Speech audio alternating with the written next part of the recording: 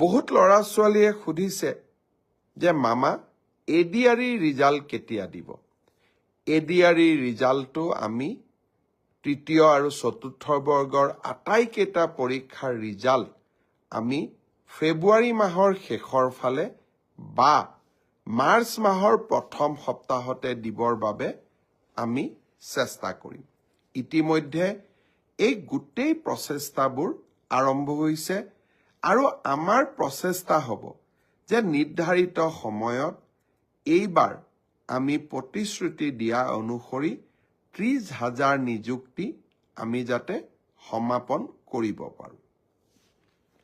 প্ৰাদেশিক বিকাশৰ 12 দিনত অসমৰ বিভিন্ন জিলালৈ যাওঁতে মোক বহুত ল'ৰা ছোৱালীয়ে প্ৰশ্ন কৰিছে যে পুলিচৰ ফিজিকেল ফিটনেছ আমি পাছ কৰিলোঁ, এতিয়া লিখিত পৰীক্ষা কেতিয়া হ'ব? ফেব্ৰুৱাৰী মাহৰ ভিতৰত এই লিখিত পৰীক্ষা সমাপন কৰাৰ বাবে আমি প্ৰচেষ্টা কৰিম। ফিজিকেল ফিটনেছ আমি পাছ কৰিলোঁ, এতিয়া লিখিত পৰীক্ষা কেতিয়া হ'ব?